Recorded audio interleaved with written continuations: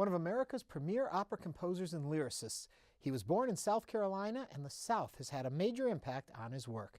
Best known for his operas Susanna, Of Mice and Men, and Cold Sassy Tree, he's also the co-founder of the Houston Opera Studio. Hello, I'm Ernie Manouse. Coming up on Interviews, our conversation with Guggenheim Fellowship and National Medal of the Arts recipient, Carlisle Floyd.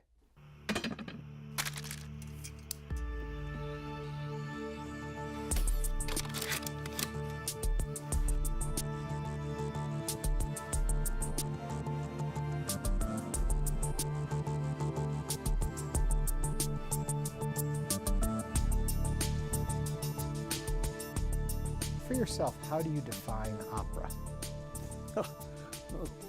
So that's an initial question. That's where we're going to start with it. And 25 words or less. Yeah. Well, opera is a merging of opera, music, and drama, in which the sum total is greater than the sum of the parts. Theater, different. Is there a definition of a style that you have to have for it to be opera? Well, not one style, but it's usually written by composers who have had serious and professional training as composers, where a lot of your musical comedy composers are just instinctive. I mean, it goes back in the tradition for many, many years. But that doesn't mean that you can't have composing training, because, of course, Steve Sondheim does. Right. But generally speaking, it's in the level of the preparation and the instruction you've had, and whether you have developed the technique for opera, which is a more complex technique than usually for musical theater. Did it come naturally to you, or was it something you had to work at? Yes. Is it something that you just hear, sense, feel, or is it something that had to be awakened in you? No, I think it comes from the inner ear. Yeah. And what the inner ear dictates is what you write. And it's a phenomenal process in a way, because your inner ear tells you when you're satisfied with a particular chord or a particular melodic line, and you can't really squirm away from the inner ear, because it feeds you the material and also acts as the arbiter of that material. When you talk about writing, and as I understand it correctly, you start with the libretto first. You write the words, and then you write the music. You don't do them consecutively. They have one, then the next. That's right. So my question is, though, in writing it, and I've heard you say this, that you don't hear the music of it when you write it. When I write the libretto, you mean? Right. Yes. But it has a tempo to it, doesn't it? Does it have some sort of a structure that, because when you get it then as the composer, isn't there something already inherent there that tells you musically where to go? No, not really. But the point is that any scene, if it's a good dramatic scene, has a kind of inherent tempo. Yeah. It depends on the emotional content of the scene and the emotional atmosphere of the scene, as to whether it moves fast, moves slow. If it's obvious, it's fairly, basic. I mean, if there's a scene with a great deal of tension, it's not going to be played at a snail's pace. It's going to have some forward movement. And the same thing is true with that's why the death march, for instance, or a funeral march, is all very measured and also very slow.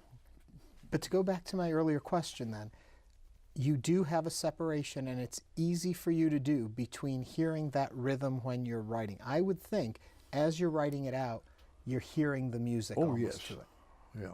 But I've heard you say it's a total separate thing. The words, and then the music comes. So how does that work? Well, I say that because people think you do both simultaneously.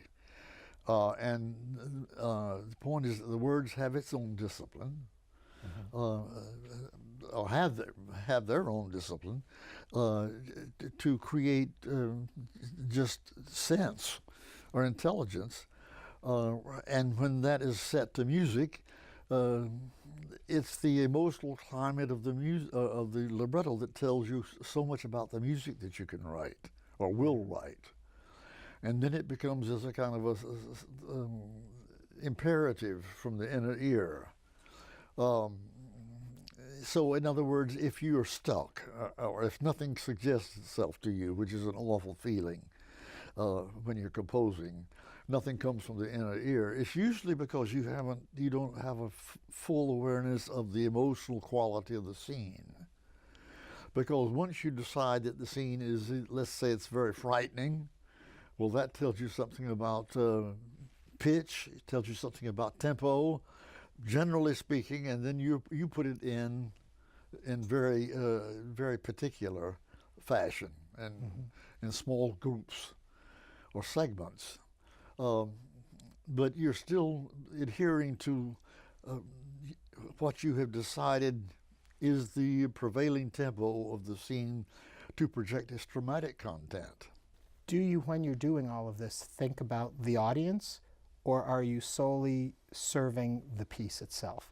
Are you thinking, will an audience hear this that way? Will they get, is this what they're expecting? Or is it you are in the piece itself and that's where you're focused? Definitely. And once it's down, you assume that an audience will respond as you hope they will, given what you've written. But to do the other would be very difficult. Yeah. Okay, take me all the way back. In the beginning, you started off wanting to draw. Drawing was your passion initially. Right. And I often wonder to myself, do you find creative people are creative in multiple fields, or do you find that there usually is one thing that they actually are creative in? I'm thinking creative people, for some reason, are always looking for an outlet to find how they can express themselves. I think you'll find a good many multi-talented people, maybe one with one predominant talent, which would be music. And in my case, I think music and writing were my two big talents, although I drew, right, as you said. But in my case, it's been a real benefit, because I have to work with set designers, costume designers, everything that's visual. Yeah. Are you a visual writer? When you're writing, are you imagining the scenes? Are you seeing them, or are you caught into the plot? I think I am, yes. I think I am. Yeah. Maybe not in great detail. I'm not doing a stage director's job, but probably if you stopped and asked me, I probably could. Yeah. When you stopped writing and went in, or when you stopped drawing and went into composing, what was the shift for you? What made you know you could express yourself in that manner?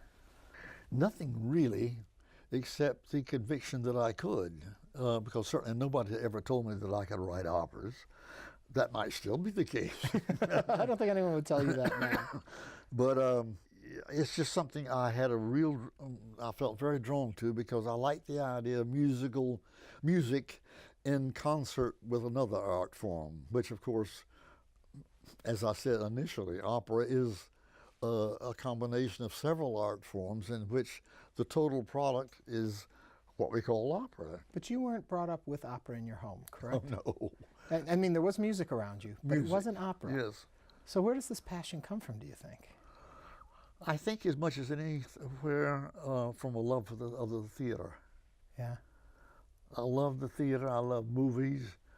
And when I went to New York when I was in my 20s and 30s, I didn't go to the opera house, I went to the theaters. Really? No, I was not that interested in opera, just per se, classical opera.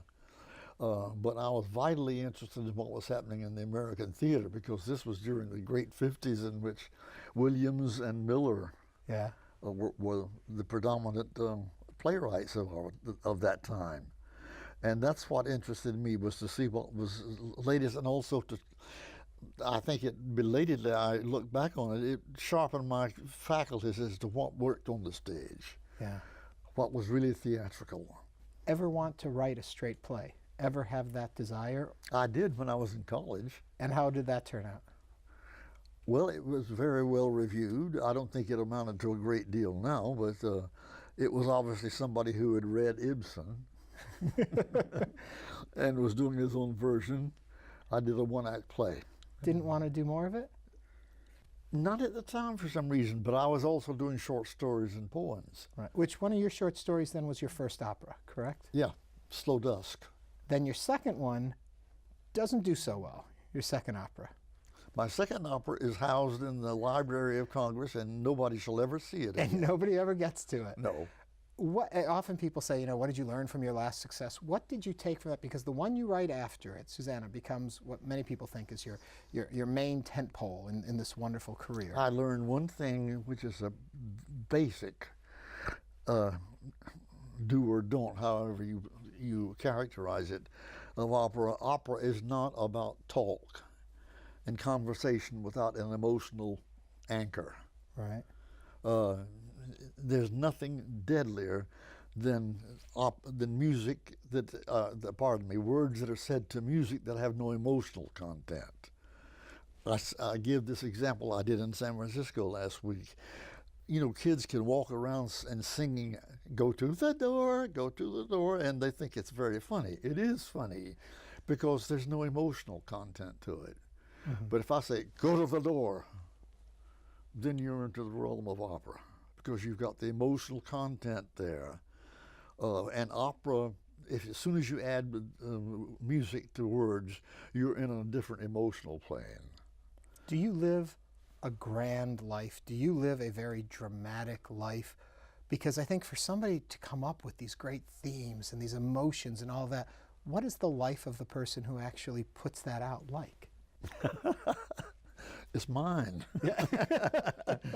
I don't know. I've had a very successful life. I've been very happy with it, professionally, and for the most part personally, but certainly professionally. I've been extremely fortunate, starting very young, and when I was 28, when I wrote Susanna, which launched my career, and that I've been able to sustain that career over, 50-something years now, and that it's still being performed in San Francisco this fall. It's as one writer has referred to it, is miraculous, because just to have longevity, which Verdi said was the greatest revenge. What do you think is that makes Susanna still work? Why do you think, what did you tap into with that piece that made it a hit and that makes it continue to be of interest to people? I think a critic, when it was first done, said Susanna gets to you quickly, which means that I have a very good friend and colleague, Hal Prince, the director, and he said to me, Carlisle, you get your audience in 6 minutes, or you don't. Really?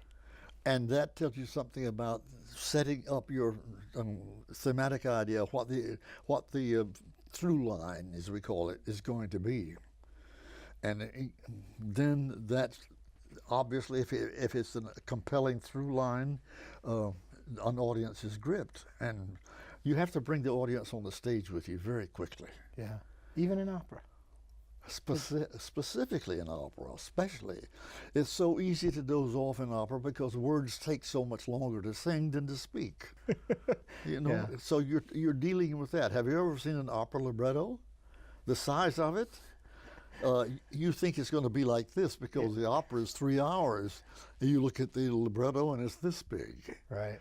That tells you something fundamentally about opera, and also the libretto. That's why it's called Little Book. Is it hard? I would think the biggest challenge in writing, especially in libretto, is to percolate that down to get just the essence you need, yet to still tell the story. Is there a secret to it? When you look at it, do you write a much larger piece and then it gets dwindled down, or do you know? I constantly compress. Really? Mm-hmm. How do you know when it's the right length? Well, if it's if you can do without it, then do without it. Now that can get very difficult, because I've had 2 operas that I've taken out entire scenes that were very successful by themselves, but they were not absolutely necessary to tell the story. Yeah. And if you can tell the story without including the scene, then you just can hardly justify keeping it in, because it's going to hold up the action. Back over to Susanna. You have a wonderful success with that. Is that hard for you to have that so early in a career? Does that become a burden on you, or is it a blessing? Both. Yeah. A burden in the sense of trying to maintain your record, but it's an advantage, obviously, in creating expectations for subsequent operas, so that people will, well, that's the guy who did Susanna, and let's see what he's doing this time. But they also have certain expectations because they'll think, well, it's going to be an American opera. It'll be done in spoken English that we understand. All of those things, that's an advantage. If I write an opera that's not American, then that's something else again. Yeah. But Susanna, of course, is quintessentially American, set in the Tennessee mountains. Did you know that would work? When you first sit down to write it, moving the story to Tennessee, did you inherently know it would work, or is it something you work through and hope that it works as you're going along? No, I thought it was a surefire. I really did. I may have been wrong, but I don't think so. Well, obviously you weren't, because it did work. No, I felt very confident of it. Yeah. While you're writing, during all of your writing, you're still teaching too, correct? No. No? I haven't taught for 20 years now. But back when you were writing, yes, you were teaching simultaneously. That's right. Yes. How long then does it take you to write a piece?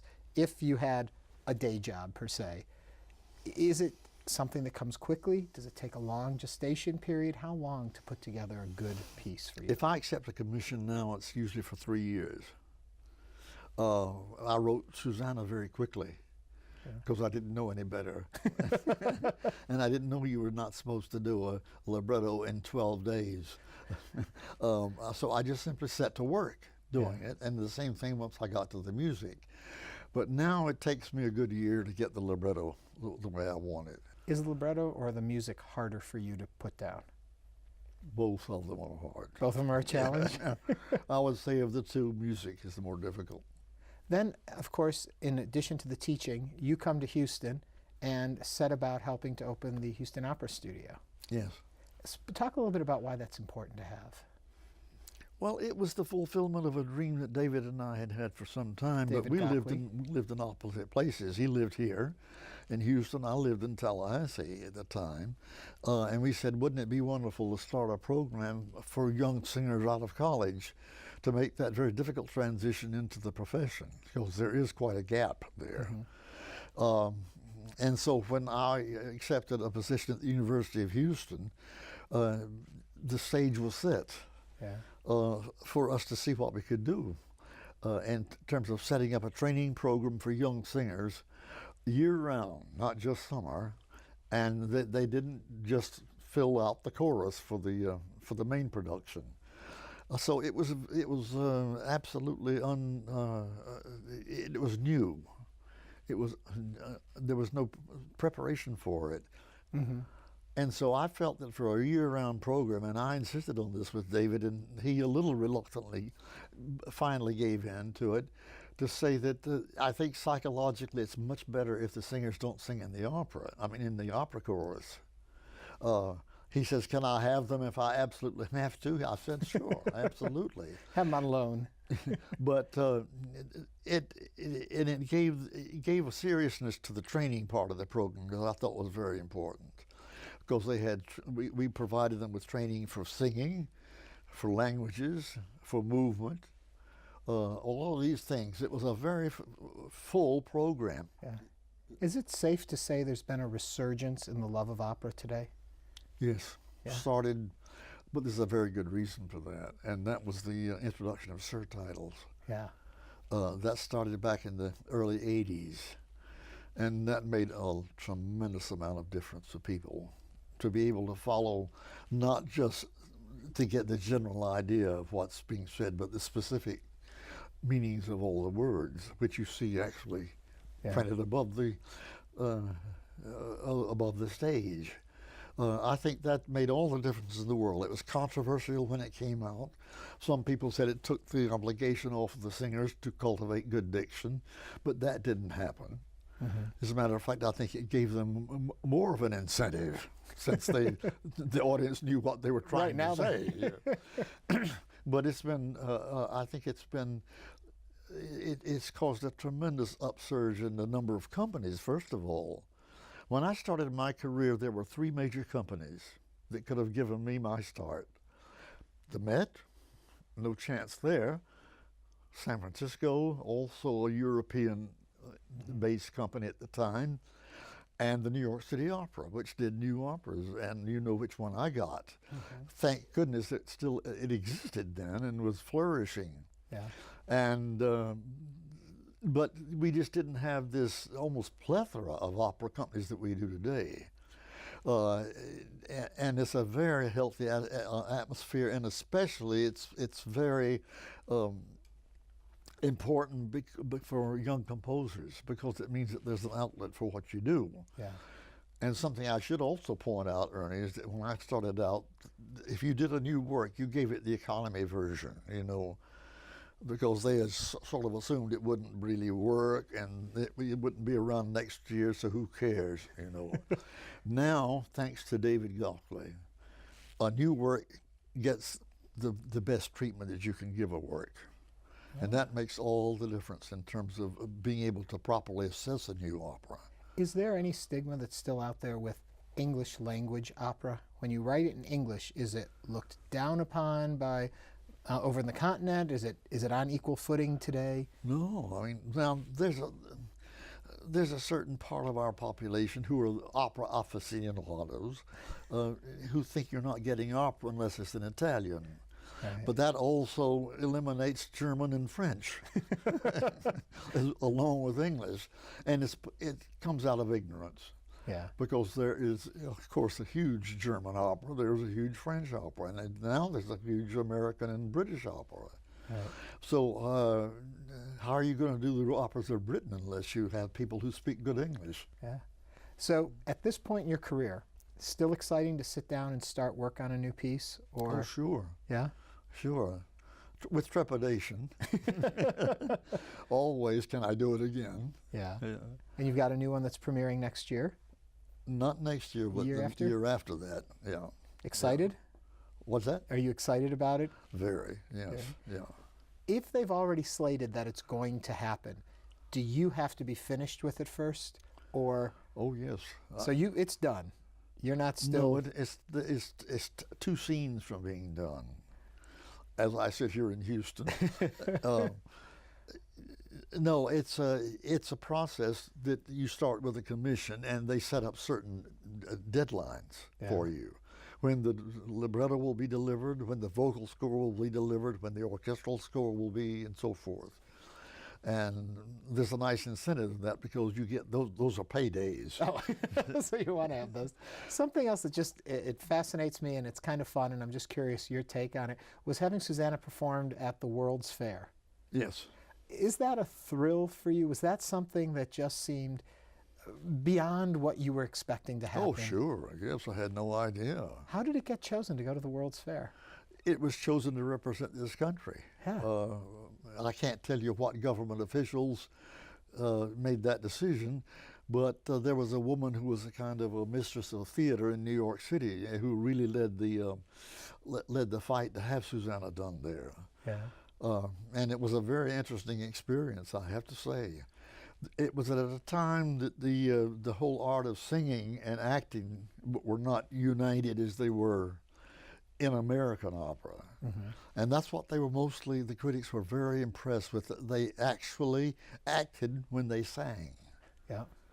There was no division, that you act and then sing. I mean, and that helped reform an audience reaction to opera in this country. Because anything else can be satirized so easily. For instance, in the opera Salome, there's a dance of seven veils, the famous dance of the seven veils. And in Europe, up until the time that we were there, they had the soprano retire discreetly off stage, and then the dancer come on to do the seven veils, still presenting to be Salome. But of course not looking remotely about Salome. And the audience bought it. They had to buy it. That's all that they got. Right. So that now, and for probably the last two generations, a soprano doing Salome did her own dance. Yeah. You bring up another point that I'm just curious in, is when you're writing, especially in a period, a dialect, a style such as you're looking at the South, how do you keep from falling into parody and keeping real? Because I think that would be a hard thing to do for an audience. I was just speaking to the chorus in San Francisco about this, about the dialect, and they wanted to know how much, and I said less is better. Yeah. Because so much of it is in the language itself. And I know that the two leads who did the original Susanna and Blitz had a rule which they used, which worked very well, and it was never exaggerated. They flattened the I's so that I became, or anything using that vowel. That, and also just getting rid of INGs so that it was just IN. Singing, you know. And a little of that goes a long way. Yeah. Otherwise it can sound like parody. Well, a lot of what you've done has gone a very long way. Thank you so much for talking about a wonderful career, and thank you for the art you shared with us. It was a pleasure. Carlisle Floyd. Thank you.